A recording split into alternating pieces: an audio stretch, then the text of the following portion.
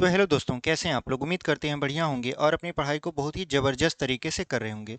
तो हम लोग आपका पिछली वीडियो में हमने आपको बताया था उत्तल दर्पण द्वारा प्रतिबिंब का बनना, उसके बाद अवतल दर्पण के उपयोग और फिर उत्तल दर्पण के उपयोग। ये 3 टॉपिक इसके पहले वाली वीडियो में हमने कवर कर दिया है।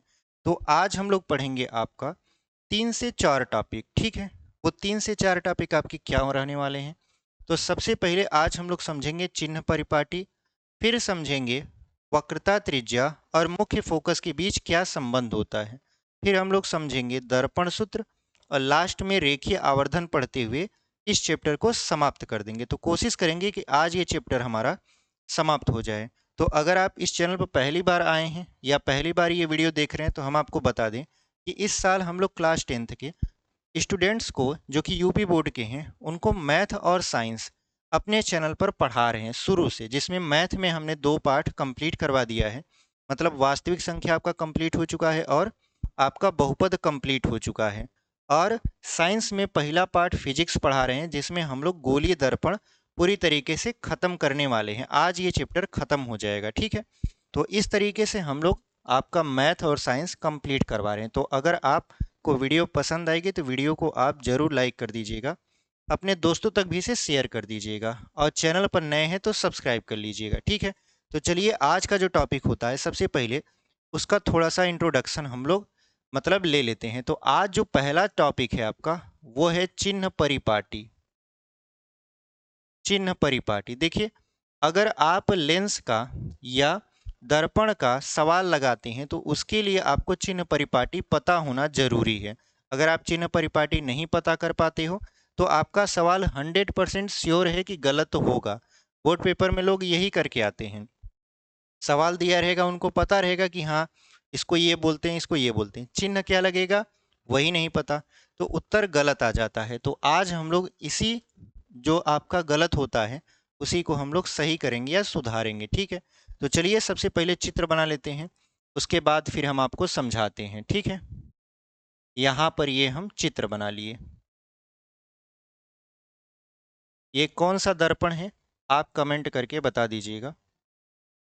ये हमारा हो गया ध्रुव, ये हो गया आपका मुख्य फोकस, ये हो गया वक्रता केंद्र, ठीक है? हमने एक ही दर्पण लिया है। आप चाहे तो इसको, ये तो आपका अवतल है, आप चाहे तो उत्तल पर भी ट्राई कर सकते हो। सेम टू सेम वही टर्मिनोलॉजी लगेगी जो हम यहाँ पर लगा रहे हैं, ठीक है? तो चलिए यहाँ पर हम लोग जब चिन्ह परिपाटी को समझते हैं तो कक्षा 10वीं में मैथ में पाठ 7 है निर्देशांक ज्यामिति, या कक्षा 9 में ही आपने 3 पाठ में पढ़ा होगा निर्देशांक ज्यामिति के बारे में। तो वहाँ पर निर्देशांक ज्यामिति में जब हम आपको बताएंगे या आपके टीचर बताए होंगे तो वहाँ पर आपको बताए होंगे अक्ष। अक्ष क्या होता है? यक्ष अक्ष और वाई अक्ष। तो यहाँ पर हम लोग क्या करते हैं, जो दर्पण होता है दर्पण के ध्रुव से हम लोग क्या करते हैं, अक्ष खींचते हैं। ऊपर ऐसे खींच देंगे तो ये हो जाएगा आपका वाई अक्ष, जिसको हम लोग यहाँ ऊपर वाई और इधर वाई डैश बोलते हैं। और ये जो आपका होता है ये यक्ष अक्ष होता है, जिसे आप मुख्य अक्ष भी बोलते हो। तो ये होता है आपका यक्ष और यक्ष डैश। अगर आपको हम थोड़ा सा बताएं पिछली क्लास की बातें, तो ये जहां पर एक दूसरे को काटती हैं वही हमारा मूल बिंदु होता है। मतलब जो हमारा मूल बिंदु है वो है दर्पण का ध्रुव। इसीलिए दर्पण में जो भी दूरियां नापनी होती हैं हम ध्रुव से ही नापते हैं। बात समझ में आई? तो ये हमारा मूल बिंदु हो गया। अगर हम मूल बिंदु से ऊपर की तरफ जाते हैं, ऊपर की तरफ जब अगर हम मूल बिंदु से जाते हैं ऐसे ऊपर की तरफ, तो प्लस में काउंट होता है, मतलब दूरी धनात्मक होती है। लेकिन अगर हम यही नीचे की तरफ जाएं तो हम लोग माइनस में काउंट करते हैं, ठीक है? उसके बाद अगर हम इस ध्रुव से इस तरफ जाते हैं, दाहिने तरफ जाते हैं, तो प्लस में काउंट होता है, और माइनस मतलब बाएं साइड आते हैं तो माइनस में काउंट होता है। ये तो हमने बता दिया कि जब हम लोग अक्ष बनाते हैं यक्ष अक्ष और वाई अक्ष, तो मूल बिंदु से ऊपर जाते हैं तो क्या होता है, अगर हम लोग डाउन जाते हैं तो क्या होता है, अगर हम लोग दाहिने तरफ जाते हैं तो क्या होता है, बाएं तरफ जाते हैं तो क्या होता है। तो देखिए यूजुअली होता क्या है कि माना जाता है कि जो प्रकाश किरणें चलती हैं दर्पण से जो टकराती हैं वो आपका दाहिने तरफ से नहीं चलती, बाएं तरफ से दाहिने तरफ चलती हैं। यानी माना यह जाता है कि जो प्रकाश किरणें होती हैं वो बाएं साइड से दाहिने साइड चलती हैं, मतलब ऐसे चलती हैं, ठीक है, इस तरीके से चलती हैं। इस तरीके से प्रकाश किरणें बाएं साइड से दाहिने साइड की तरफ चलती हैं, ठीक है। अच्छा, ये बात हो गया। अब चिन्ह परिपाटी में जरूरी क्या है? जरूरी ये है कि जब हम किसी वस्तु को रखते हैं मुख्य अक्ष पर, तो वो रखते हैं, देखिए इस तरफ से। यहाँ पर जब हम किसी वस्तु को रखते हैं तो मुख्य अक्ष के लंबवत ऐसे ऊपर की तरफ रखते हैं, और ये वस्तु की कुछ न कुछ लंबाई होती है। तो वस्तु की लंबाई को हम लोग यच से दर्शाते हैं। किससे दर्शाते हैं? यच से। तो यच जो होता है वो प्लस में काउंट किया जाता है। यानी जो वस्तु को हम मुख्य अक्ष के ऊपर रखते हैं तो जो वस्तु की लंबाई होती है वो प्लस में काउंट की जाती है। प्लस में इसलिए काउंट की जाती है क्योंकि ये क्या है? मूल बिंदु से ऊपर की तरफ है। इतना बात समझ में आया? जब इसका प्रतिबिंब बनता है, जैसे अगर हम इसका प्रतिबिंब बनाने लगे यहाँ से यहाँ तक, एक प्रकाश किरण गुजारे और ये दर्पण से टकराया और मुख्य फोकस से होकर ऐसे चला आया। एक प्रकाश किरण हम ऐसे गुजारे जो वक्रता केंद्र की तरफ गया, दर्पण से टकराया और टकराकर वापस लौट गया। जब लौट गया तो ये एक दूसरे को जहाँ काटते हैं वहीं प्रतिबिंब बनता है। हमने क्लास में आपको समझाया है। तो ये तो हमारा हो गया वस्तु। इसको अगर हम यहाँ पे लिखना चाहें तो क्या लिख सकते हैं? वस्तु लिख सकते हैं। एकदम ध्यान से समझिएगा, आपको बहुत बारीकी से समझाएंगे ताकि कोई भी चीज़ आपका छूटे ना, ठीक है। तो यहाँ पर ये वाला क्या है? ये है आपका प्रतिबिंब। ये क्या है? आपका प्रतिबिंब है। अगर आप ध्यान से देखो तो ये मुख्य अक्ष के नीचे है। मुख्य अक्ष के नीचे से मतलब ध्रुव से नीचे की तरफ बन रहा है। देखिए ये ध्रुव है, ध्रुव का ये मुख्य अक्ष है और मुख्य अक्ष से ये नीचे की तरफ बन रहा है। और जब ये नीचे की तरफ बन रहा है तो आप जानते हो कि ध्रुव को मूल बिंदु माना जाता है, और मूल बिंदु से नीचे की तरफ चलते हो तो दूरी ऋणात्मक होती है। मतलब इसका जो प्रतिबिंब है वो तो प्रतिबिंब की लंबाई, देखिए प्रतिबिंब की लंबाई को भी दर्शाते हैं। किससे दर्शाते हैं? तो यहाँ पर हम देख लेते हैं। प्रतिबिंब की लंबाई को एच डैश से दर्शाते हैं। अभी आएगा आगे। प्रतिबिंब की लंबाई को किससे दर्शाते हैं? एच डैश से। पहले की जो किताब थी उसमें जो वस्तु होता था उसको ओ से दर्शाया जाता था। ओ बोले तो ऑब्जेक्ट। और जो प्रतिबिंब होता था उसको आई से दर्शाया जाता था। आई मतलब इमेज, ठीक है। लेकिन आज की जो नई किताब है उसमें क्या किया गया है? उसमें जो वस्तु की लंबाई है उसको एच से, और जो प्रतिबिंब की लंबाई है उसको एच डैश से दर्शाया है। तो यहाँ पर जो एच है मतलब वस्तु की लंबाई है वो तो प्लस में है, लेकिन प्रतिबिंब की लंबाई चूंकि ये मुख्य अक्ष के नीचे की तरफ बना है इसलिए इसकी जो लंबाई होगी वो माइनस में काउंट किया जाएगा, ठीक है। तो यहाँ पर प्रतिबिंब की लंबाई किस में काउंट होने लगा? माइनस में काउंट होने लगा। इतना बात समझ में आया? अब देखिए, अगर हम देखें तो हमने एक बात आपसे कहा था कि जो भी दूरियां नापी जाती हैं वो ध्रुव से नापी जाती हैं, क्योंकि जो ध्रुव होता है वो आपका क्या होता है? मूल बिंदु का काम करता है। तो यहाँ पर अगर आप देखो तो ध्रुव से वस्तु के बीच की दूरी, ध्रुव से वस्तु के बीच की दूरी को हम लोग यू बोलते हैं। क्या बोलते हैं? यू बोलते हैं। यहाँ पर लिख भी देते हैं, यहाँ पर ये यू है। यू से अगर आपसे कोई पूछे कि यू क्या है दर्पण में, तो आप बताना ध्रुव से वस्तु के बीच की दूरी है आपका यू। उसके बाद यहाँ पर प्रतिबिंब बन रहा है तो दर्पण के ध्रुव से प्रतिबिंब के बीच की जो दूरी होती है इसको भी से दर्शाया जाता है। किससे दर्शाया जाता है? भी से। तो अगर हम यहाँ भी लिख दें ऐसे तो आपको कोई दिक्कत नहीं होनी चाहिए, ठीक है। तो यहाँ पर भी क्या है? दर्पण के ध्रुव से प्रतिबिंब के बीच की दूरी है। इतना बात समझ में आया? और यू क्या है? दर्पण के ध्रुव से वस्तु के बीच की दूरी है। तो अगर आप ध्यान से देखो तो ये जो दूरियां दोनों दिख आपको रही हैं यू और भी, ये किस तरफ हैं? तो ये बाएं साइड है, दाहिने साइड नहीं है। दाहिने साइड की जो दूरी है वो प्लस में है, बाएं साइड की दूरी जो है वो माइनस में है। इसका मतलब ये है कि u का मान और v का मान अवतल दर्पण में माइनस होता है, ठीक है। तो अगर हम यहाँ पे थोड़ा सा लिखते चले जाएं तो आपको ज़्यादा बेटर समझ में आएगा। जैसे हमने यच लिखा, यच बोले तो वस्तु की ऊंचाई वो प्लस में था। हमने यच डैश लिखा, यच डैश मतलब प्रतिबिंब की ऊंचाई, ये माइनस में था। अगर हम u लिखते हैं तो u आपका माइनस में होगा, क्योंकि ये मूल बिंदु से बाएं साइड है, ठीक है, और बाएं साइड की दूरी माइनस में काउंट की जाती है। अगर हम v को काउंट करें तो ये भी क्या है, माइनस में है। और ये कौन से दर्पण में अभी हम लोग चल रहे हैं, अवतल दर्पण में, ठीक है, अवतल दर्पण में। तो यहाँ तक तो हमको कंफर्म हो गया। उसके बाद अगर हम ध्यान से देखें तो यहाँ है ध्रुव और यहाँ है फोकस। तो ध्रुव ध्रुव और फोकस के बीच की जो दूरी होती है उसको स्मॉल एफ से दर्शाया जाता है। किससे दर्शाया जाता है, स्मॉल एफ से, जिसे फोकस दूरी भी बोला जाता है। तो यहाँ पर दर्पण के ध्रुव और मुख्य फोकस के बीच की दूरी स्मॉल एफ है, और ये भी आपका मूल बिंदु यानी ध्रुव से किस तरफ है, बाएं साइड है।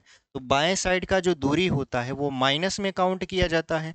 इसका मतलब ये है कि आपका यफ भी क्या होगा, यफ भी माइनस में ही काउंट होगा।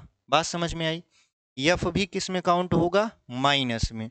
अब यहाँ पर है देखिए सी, सी बोले तो वक्रता केंद्र, और आप जानते हो दर्पण के ध्रुव और वक्रता केंद्र के बीच की दूरी को वक्रता त्रिज्या बोला जाता है। क्या बोला जाता है, वक्रता त्रिज्या बोला जाता है। और वक्रता त्रिज्या को हम लोग आर से दर्शाते हैं। तो यहाँ पर दर्शा भी देते हैं, ऐसे इस तरीके से दर्शा देते हैं। ये किस तरफ है, ये भी आपका बाएं साइड ही है, मतलब इस तरफ है। और जब ये इस तरफ है तो ये भी क्या होगा, माइनस में होगा। तो आर का भी मान क्या होगा, माइनस में होगा। तो ये किस दर्पण में है, अवतल दर्पण में। तो अवतल दर्पण में सभी मान क्या हैं, माइनस में है, एक को छोड़कर। केवल वस्तु की ऊंचाई को छोड़ दिया जाए तो बाकी सभी मान किस में प्राप्त होते हैं, माइनस में प्राप्त होते हैं। ये तो बात हो गई किसकी, अवतल दर्पण का। तो अवतल दर्पण का चिन्ह परिपाटी आपको समझ में आ गया। इसमें जो प्रकाश होता है ये माना जाता है कि प्रकाश बाएं साइड से दाहिने साइड जा रहा है। कभी भी आप ये नहीं देखे होंगे किताबों में कि प्रकाश किरण दाहिने साइड से बाएं साइड आ रहा है, जबकि आप ये देखे होंगे कि प्रकाश किरण हमेशा बाएं साइड से दाहिने साइड जाता है, ठीक है। चलिए, ये तो हो गया अवतल दर्पण का चिन्ह परिपाटी। उम्मीद करते हैं आपको समझ में आया होगा। अब उत्तल दर्पण का देख लेते हैं। देखिए, अगर हम उत्तल दर्पण की बात करें, यहाँ पर अगर हम छोटा सा चित्र आपको बना के समझाने की कोशिश करें उत्तल दर्पण का, तो यहाँ पर देखिए उत्तल दर्पण का हम चित्र बना देते हैं ताकि आपको समझ में आ जाए दोनों दर्पण का चिन्ह परिपाटी। क्योंकि अगर हम डायरेक्ट बताने लगेंगे तो यहाँ पर हो सकता है आपको समझ ना आए, इसलिए हम चित्र का सहारा ले रहे हैं। यहाँ होता है आपका यफ और यहाँ होता है आपका सी। आप जानते हो कि जो दर्पण का ध्रुव होता है ये हमारा मूल बिंदु होता है। मतलब अगर हम इसको एक अक्ष की तरह ट्रीट करें, मतलब माने, तो ये हमारा हो जाएगा यहाँ पर यक्स, और ये हो जाएगा यक्स डैश, ये हो जाएगा वाई, और ये हो जाएगा वाई डैश, ठीक है। अब हम देखते हैं कि जो वस्तु रखा जाता है वो दर्पण के सामने रखा जाएगा इधर। तो वस्तु दर्पण के सामने रखा गया तो वस्तु मुख्य अक्ष के ऊपर भी रखा गया। तो मुख्य अक्ष के ऊपर की दूरी क्या होती है, प्लस होती है। यानी मुख्य अक्ष के ऊपर ऐसे चलेंगे तो प्लस, नीचे चलते हैं तो माइनस, दाहिने तरफ चलते हैं तो प्लस, और अगर बाएं साइड चलते हैं तो माइनस में चीजें काउंट होती हैं। तो हम देख रहे हैं कि जो वस्तु है वो मुख्य अक्ष के ऊपर है। मतलब अगर हम यहाँ पर उत्तल दर्पण लिखें तो यहाँ पर एच का जो मान होगा वो प्लस में होगा। एच का मान कैसे होगा, प्लस में, यानी मुख्य अक्ष के ऊपर है तो प्लस में काउंट होगा, तो ये प्लस में हो गया, ठीक है। उसके बाद अगर हम देखें तो ये दर्पण का जो प्रतिबिंब होता है वो कहाँ बनता है, यानी उत्तल दर्पण में जो प्रतिबिंब होता है वो कहाँ बनता है। तो आप कहोगे सर ये आभासी रूप से या तो मुख्य फोकस पर बनता है या मुख्य फोकस और ध्रुव के बीच बनता है, मतलब यहाँ पर इसका प्रतिबिंब बनता है। तो प्रतिबिंब इसमें आभासी होता है, सीधा होता है। कल की वीडियो में हमने आपको बताया था। इसका प्रतिबिंब यहाँ बन गया। जब यहाँ बन गया तो ये क्या है आपका, ये आपका आभासी है और सीधा है। सीधा है मतलब मुख्य अक्ष के ऊपर है। जब मुख्य अक्ष के ऊपर है तो ऊपर की तरफ जो दूरी होती है वो प्लस में काउंट की जाती है। मतलब इसका जो एच डैश है ये भी प्लस में ही काउंट होगा। इतना बात समझ में आ गया। एच क्या है आपका? एच है आपका वस्तु की लंबाई। एच डैश क्या है? प्रतिबिंब की लंबाई। ठीक है। अब देख रहे हैं कि वस्तु यहां रखी गई है। कहां? दर्पण के सामने। दर्पण के सामने ध्रुव से वस्तु के बीच की दूरी को u से दर्शाते हैं। किससे दर्शाते हैं? u से। तो u जो है वो तो आपका बाएं साइड पड़ गया। तो u बाएं साइड पड़ गया तो बाएं साइड कौन सा चिन्ह होता है? माइनस वाला। इसका मतलब इसमें अगर u को काउंट किया जाए तो u इसमें क्या होता है? माइनस। u होता एक्चुअल में है दर्पण के ध्रुव और वस्तु के बीच की दूरी। उसके बाद अगर हम प्रतिबिंब की बात करें तो प्रतिबिंब दर्पण के पीछे बनता है। जब दर्पण के पीछे बनता है, दर्पण के ध्रुव और प्रतिबिंब के बीच की दूरी को भी से दर्शाया जाता है। किससे दर्शाया जाता है? भी से। यानी दर्पण के ध्रुव और प्रतिबिंब के बीच की दूरी को भी से दर्शाते हैं, और भी दाहिने साइड पड़ता है, और दाहिने साइड जो दूरी होती है वो प्लस में काउंट होती है। इसका मतलब ये है कि इसमें जो भी का मान होगा वो होगा प्लस में। ठीक है। अब क्या करते हैं? अब यहां पर देखते हैं कि दर्पण के इस तरफ यफ है और सी है। तो यफ है मतलब दर्पण के ध्रुव और मुख्य फोकस के बीच की दूरी फोकस दूरी होती है, मतलब इसके जो बीच की दूरी है ये फोकस दूरी होती है, और इसको स्मॉल यफ से दर्शाया जाता है। तो आप बताइए इस तरफ की दूरी को प्लस में काउंट करेंगे कि माइनस में? तो आप कहोगे सर प्लस में। इसका मतलब ये है इसका जो इसका जो फोकस दूरी है वो प्लस में होगा। किस में होगा? प्लस में होगा। ठीक है। और अगर आप ध्यान से देखो तो दर्पण के ध्रुव और वक्रता केंद्र के बीच की दूरी को वक्रता त्रिज्या बोलते हैं। तो वक्रता त्रिज्या भी हमारा क्या होगा? यहाँ पर प्लस में होगा क्योंकि ये दाहिने साइड पड़ रहा है। तो आर का मान क्या हो जाएगा? यहाँ पर प्लस हो जाएगा। तो इसमें अगर आप देखो तो केवल एक चीज माइनस में है, वो है u का मान। बाकी सभी किस में है? प्लस में है। इसका मतलब ये है इसमें और इसमें बहुत ज़्यादा अंतर नहीं है, बस थोड़ा सा अंतर है। थोड़ा सा अंतर ये है कि इसमें एच प्लस में होता है, बाकी सभी माइनस में होते हैं, और इसमें यू माइनस में होता है, बाकी सभी प्लस में होते हैं। तो ये जो चिन्ह परिपाटी है ये बहुत काम की चीज़ है। जब हम लोग सवाल को सॉल्व कर रहे होंगे तो वहाँ पर ये बहुत बड़ी भूमिका निभाता है।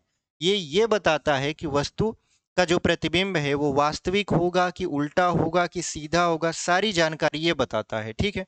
तो चलिए, ये हमारा चिन्ह परिपाटी रहा। उम्मीद करते हैं आपको समझ में आया होगा। एकदम बेहतरीन तरीके से हम आपको समझाए हैं, और इसको अब हम लोग इरेज करेंगे और बढ़ जाएंगे अपने अगले टॉपिक पर। तो जो हमारा अगला टॉपिक है वो क्या है?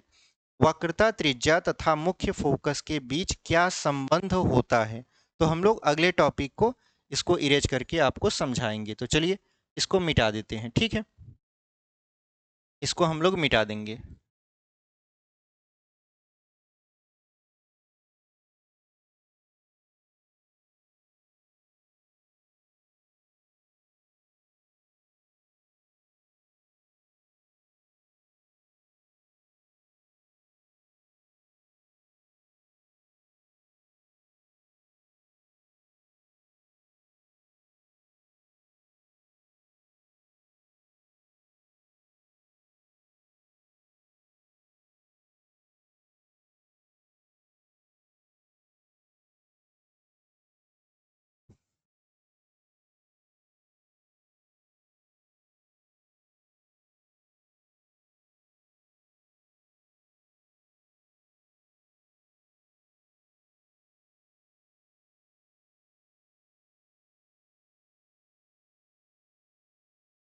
चलिए, ये हमारा हो गया इरेज। अब जो अगला टॉपिक है वो हमारा क्या है? अगला टॉपिक हमने आपको बताया कि हम लोग पढ़ने वाले हैं वक्रता त्रिज्या। वक्रता त्रिज्या यानी आर तथा वक्रता त्रिज्या तथा फोकस, यहाँ पे लिख देंगे फोकस दूरी। ठीक है। फोकस दूरी यानी स्मॉल एफ के बीच संबंध, यानी इनके बीच क्या संबंध होता है, इसी को हम लोग क्या करने वाले हैं? पढ़ने वाले हैं। ठीक है। तो चलिए, वक्रता त्रिज्या तथा फोकस दूरी के बीच क्या संबंध होने वाला है एकदम तरीके से हम लोग जानते हैं।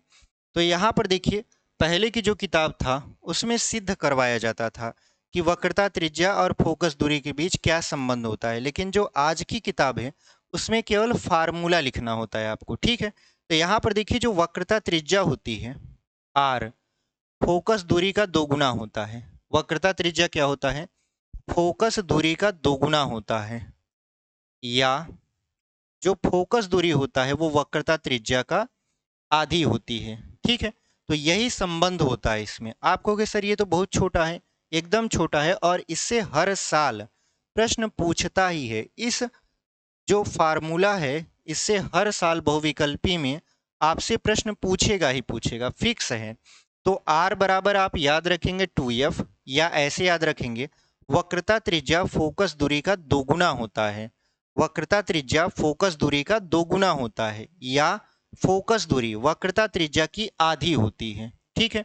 यानी वक्रता त्रिज्या फोकस दूरी का दोगुना होता है, या फोकस दूरी वक्रता त्रिज्या का आधा होता है या आधी होती है। तो इस तरीके से हमने देखा क्या संबंध होता है। ये फार्मूला है, अगर आप लिखना चाहो तो लिख सकते हो, बाकी अगर आप कहोगे तो हम लोग अपने नोट्स में भी इसको लिख देंगे, ठीक है। तो इस तरीके से हमने समझा वक्रता त्रिज्या तथा फोकस दूरी के बीच क्या संबंध होता है। तो आपने देखा संबंध r बराबर 2f होता है, या f बराबर r/2। ये टॉपिक समाप्त हो चुका, बस इतना ही है, ठीक है। चलिए इसको हम लोग करेंगे इरेज और बढ़ेंगे अपने अगले टॉपिक की तरफ। यहाँ पर इसको हम लोग मिटा देंगे।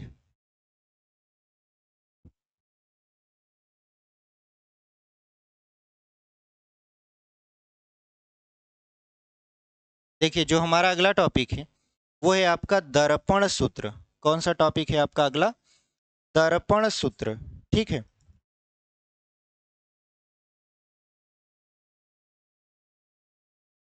दर्पण सूत्र, दर्पण सूत्र का मतलब क्या होता है कि देखिए यहां पर दर्पण सूत्र या u भी तथा f में संबंध,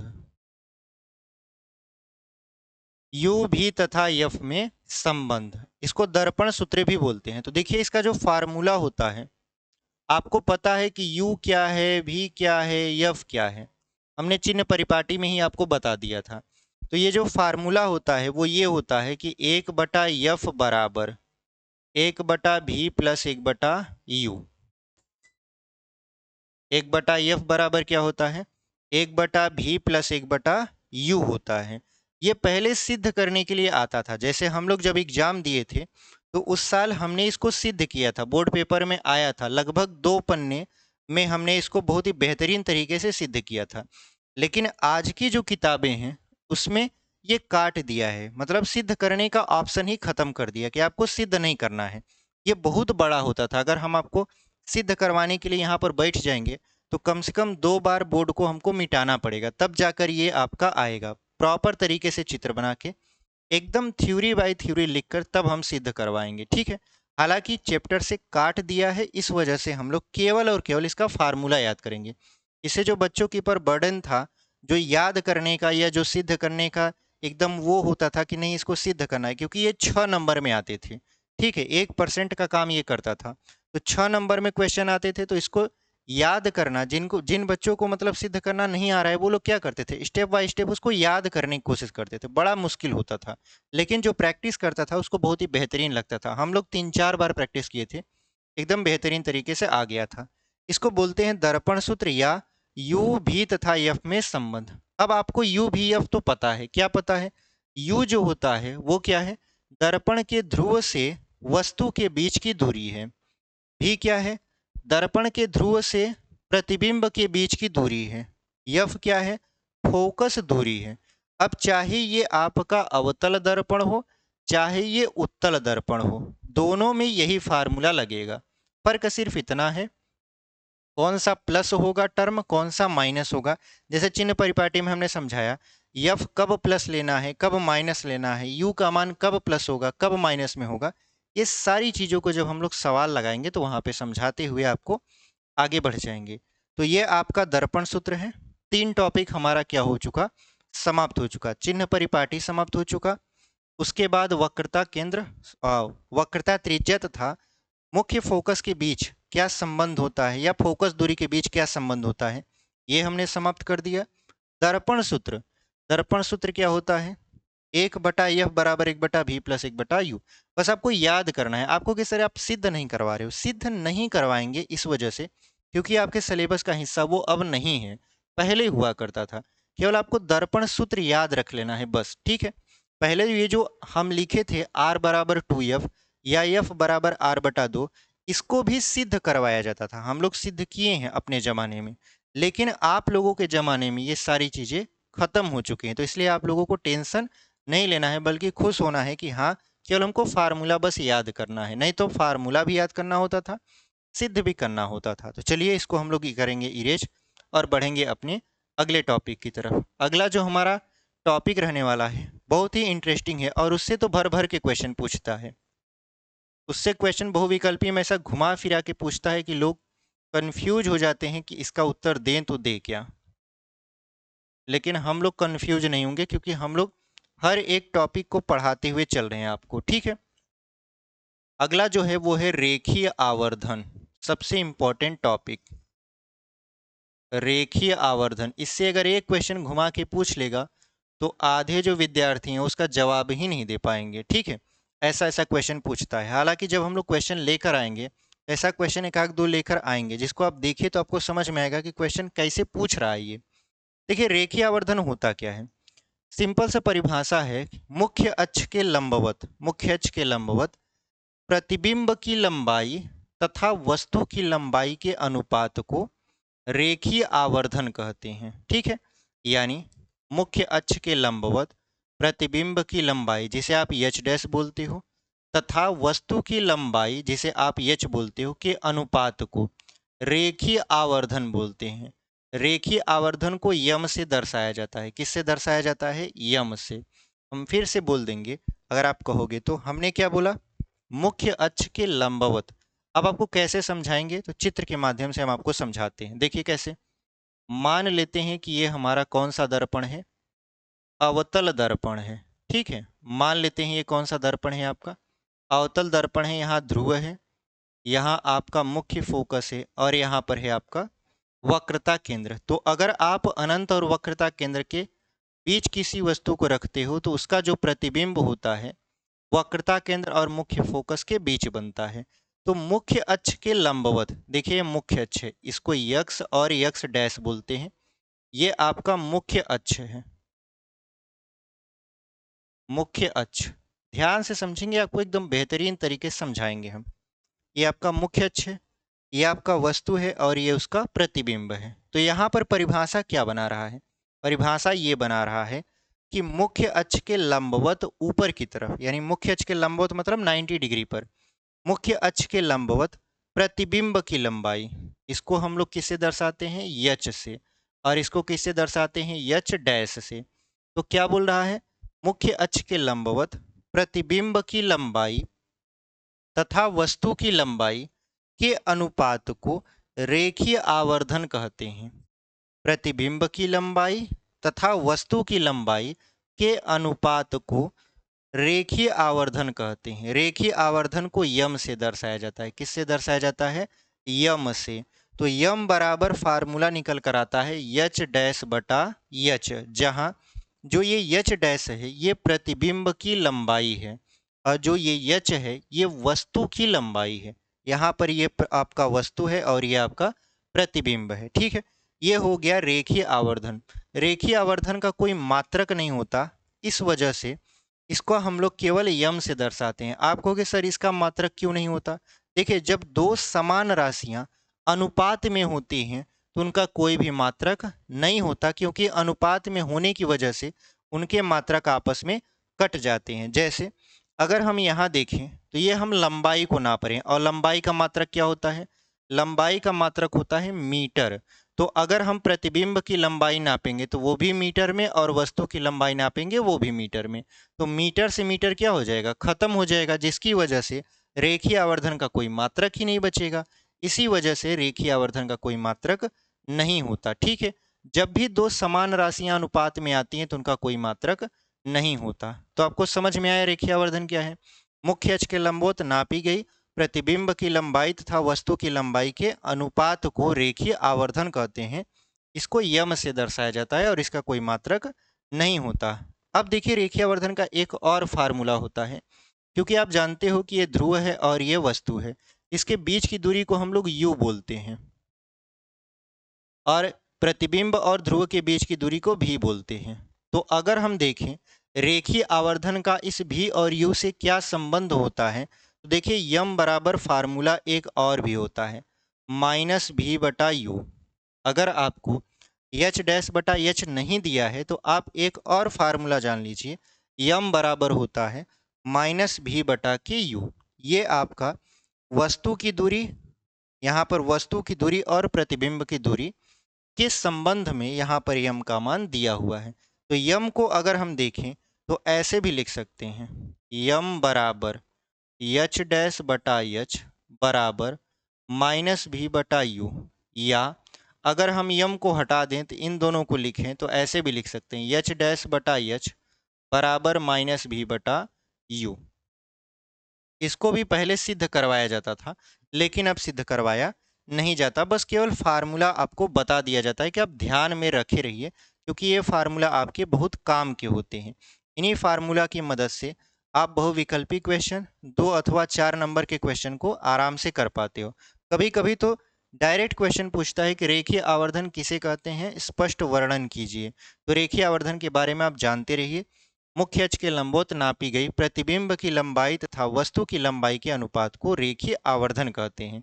इसको यम से दर्शाया जाता है और इसका कोई भी मात्रक नहीं होता। तो यम बराबर होता है एच डैश बटा एच, या यम बराबर माइनस बी बटा यू, या ये तीनों आपस में बराबर होते हैं या दोनों को आपस में ऐसे बराबर कर दे देंगे। ठीक है, तो इस तरीके से आज हमने इस चैप्टर को यानी गोलीय दर्पण द्वारा प्रकाश का जो परावर्तन था उसको खत्म कर दिया है। ठीक है, अब रह गया है सवाल, जिसको हम लोग क्या करेंगे, अगले वीडियो में सॉल्व करेंगे। उसके बाद हम लोग मैथ को लगाएंगे, यानी तीसरा पाठ दो चर वाले रैखिक समीकरण। तो अगर आप यहाँ तक वीडियो में बने हुए हैं और आपको वीडियो पसंद आया है तो आप वीडियो को ज़रूर लाइक करिए, अपने दोस्तों तक शेयर करिए, और चैनल पर नए हैं तो सब्सक्राइब कर लीजिए, क्योंकि ऐसे ही वीडियो हम लोग लगातार लेकर आपके लिए आते रहते हैं। तो मिलते हैं आपसे एक अगले वीडियो में, तब तक के लिए धन्यवाद। ऐसे ही पढ़ाई करते रहिए और आगे बढ़ते रहिए।